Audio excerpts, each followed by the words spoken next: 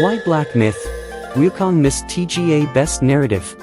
In this episode, we'll analyze players' real reactions during gameplay using brain emotional testing to pinpoint any areas of improvement. Black Myth. Wukong stands out as a representative work of China for its environmental storytelling. The stunning scenes, precise architectural details, and immersive soundscapes are core elements that draw players into the game world. For instance, in Chapter 1, the eerie forests and misty landscapes of Blackwind Mountain, combined with bird calls and the rustling of leaves, create a deeply immersive experience. Chapter 3, Shao Shitian, heavily draws on traditional Chinese architectural styles. With the use of real-world scanning to create highly realistic models, it not only presents players with an incredibly authentic mythical world, but also inadvertently popularizes many of the filming locations. However, in terms of storytelling, Black Myth, Wukong doesn't quite live up to the hype.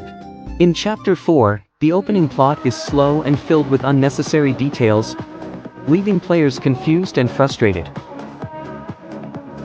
For example, when Jia calls Beiji heartless, players are left wondering why Beiji has an affair with the spider demon.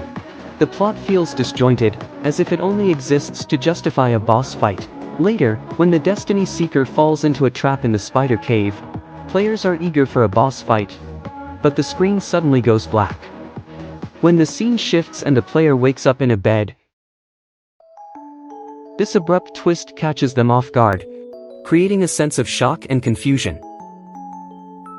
Chapter 5 feels rushed, with significant reductions in character development and many unexplained details.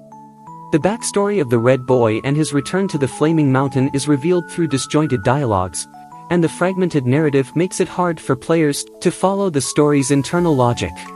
Chapter 6 feels like a rushed mini-dungeon, hastily wrapping up the game. The romance between Monkey King and the White Bone Demon has sparked the most controversy. On the other hand, the love story between Beiji and the Spider Demon, spanning 2 lifetimes, touches players deeply, leaving them with a sense of bittersweetness. Players mainly learn about the story from the ending animation, as the main plot is the weakest part of Black Myth, Wukong.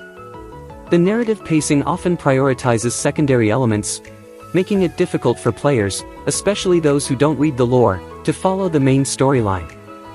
We hope future DLC for Black Myth, Wukong will fill in the gaps in the story and background, and that the game will truly reach legendary status. Let's wait and see.